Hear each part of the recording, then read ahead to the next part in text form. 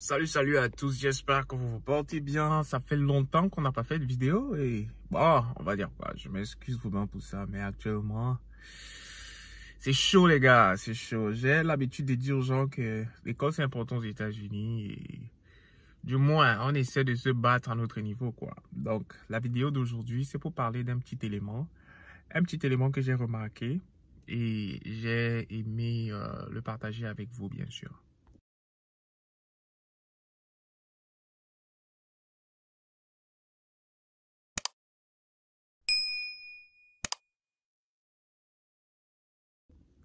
Alors, salut, mon nom est Ulrich, bien sûr, je suis aux États-Unis. Du moins, on essaie de se battre comme on peut, quoi. Et comme je l'ai dit en intro, on va parler d'un petit détail. Je vais parler d'un petit détail parce que nous sommes à la période où les gens graduent, quoi. Les gens sortent de l'école, les gens prennent leur diplôme, ils sont tout émus, ils prennent les photos et tout ce qui va avec. J'ai un petit message à vous donner, c'est que chaque année, environ 5000 minimum par État, ça c'est minimum, hein. Minimum par État, environ 5 à 10 000 personnes sortent des universités. Mettez ça en compte quand vous faites les choses. Environ chaque semestre, parce que les gens graduent le fall et le sprint.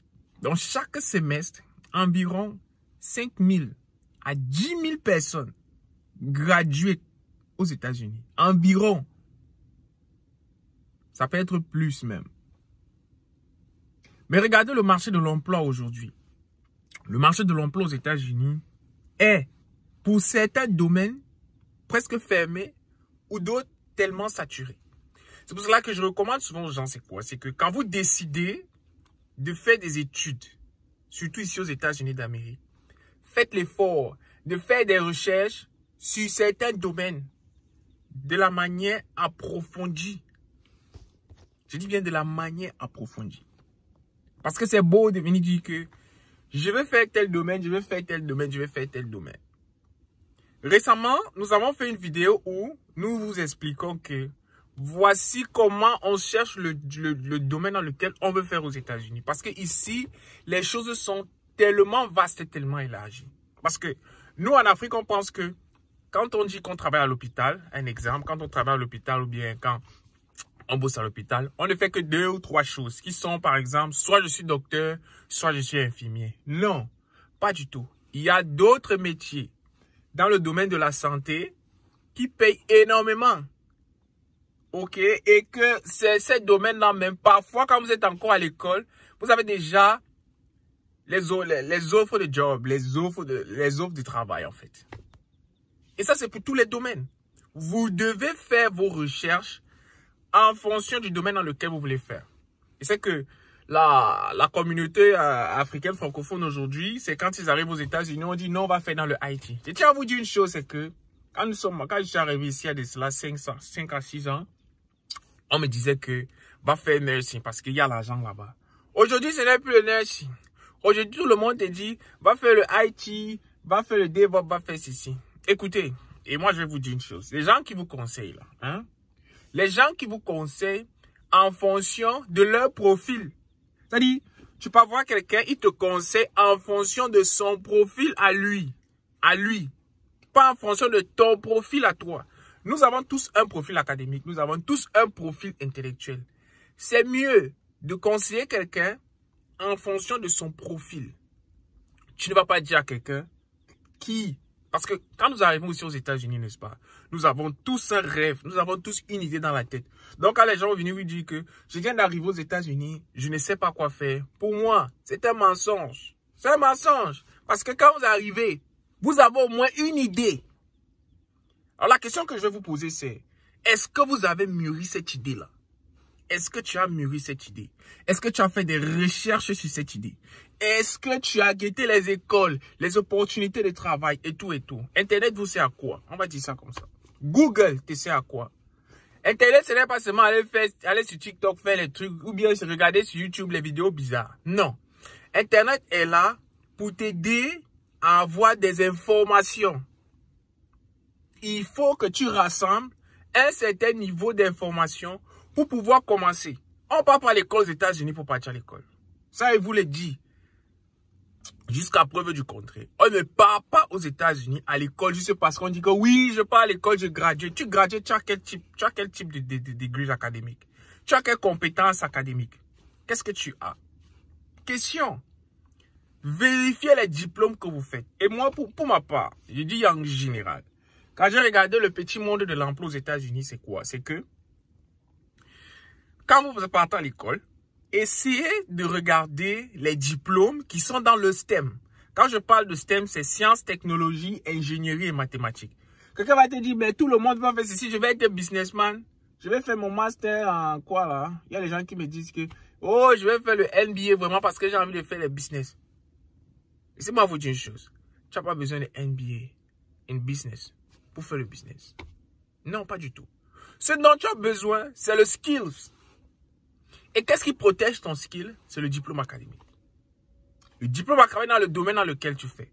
Tu es ingénieur, oui, mais il faut associer les certifications au fait que tu sois ingénieur. Pas seulement faire les certifications et dire que, ok, juste avec les certifications, je vais faire X, je vais faire Y. Le marché de l'emploi aux États-Unis est très rigoureux. Pour ceux qui vont venir vous dire que non, fais juste ceci, fais juste ceci, tu vas avoir ça. Les raccourcis que les gens vous donnent. Il n'y a pas de raccourcis, mon frère. Je vous dis, il n'y a pas de raccourcis.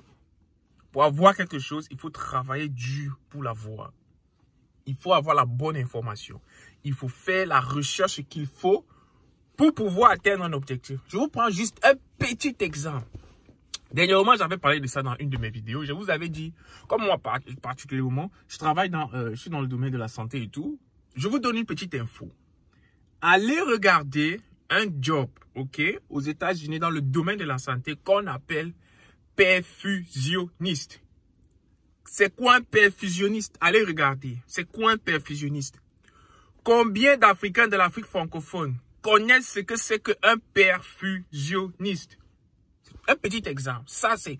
Là, on dit, j'ai pas besoin, je veux pas faire 5 ans, 6 ans de médecine, c'est monté, c'est descendu. J'ai dit, allez regarder le job qu'on appelle perfusionniste. Ça, c'est le premier job que je vous demande d'aller regarder.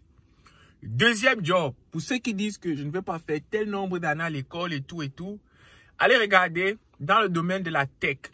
La tech, dans le domaine de la santé, c'est combiné. On les appelle les techniciens, les technologists. C'est qui va comme dans ce sens-là. Allez regarder, par exemple, le job que je faisais à l'époque, quand j'étais encore, quand je travaillais encore, ben bon, maintenant je suis en plein fond un peu dans les études. Allez chercher le premier job qui est Surgical Technologist. Quand j'ai commencé ce travail aux États-Unis, je vous assure, c'est parce que c'est vraiment. Mais c'est un job qui a tellement d'ouverture et quand vous poussez encore, je crois, 1 an ou 2 ans d'études, vous partez maintenant pour devenir ce qu'on appelle First Assist. Et allez regarder combien les First Assist touchent. Allez regarder ce qu'ils font. Allez regarder. Ça dit, et ça c'est pour tous les domaines. Bien encore, je vais prendre un autre exemple. Je parle encore dans le domaine de technologie, dans le domaine de la santé, bien sûr. On a le job qu'on appelle technologiste cardiologiste. C'est-à-dire, ou encore éco-cardio-technologiste. Des choses comme ça. Allez regarder. Il y a encore un autre. Respiratory specialist. Je vous assure. C'est large. Et ça, c'est dans tous les domaines. Ça, je parle seulement d'un domaine parce que j'y suis et j'ai mené mes petites recherches sur les jobs qui sont alliés à ça. Quand un patient arrive à l'hôpital, n'est-ce pas? Oui, le docteur et tout, mais il y en a d'autres. Pour ceux qui sont nurses, je vous conseille de pousser pour devenir par exemple nurse practitioner ou bien encore nurse anesthésiste. Pour ceux qui ne veulent pas par exemple dire que ok, je vais faire 5 ans, 6 ans d'études, 7 ans d'études, on a encore fait la résidence pour être médecin. Je vous conseille un job qu'on appelle PA qui est Physician Assistant. Vous pouvez travailler dans toutes les spécialités possibles. Il y a encore un autre qui vient. C'est, comment on appelle ça? Ceux qui travaillent sur les nurses et ICU et tout ce qui va avec.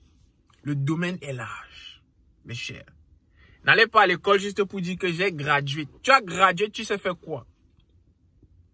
Allez faire les diplômes qui vous donnent un skills. Et utilisez ces skills-là pour entrer dans le domaine. Dans le domaine du marché ou bien encore dans le monde de l'emploi. Merci à tous. Ulrich Testé. Abonnez-vous. Bye.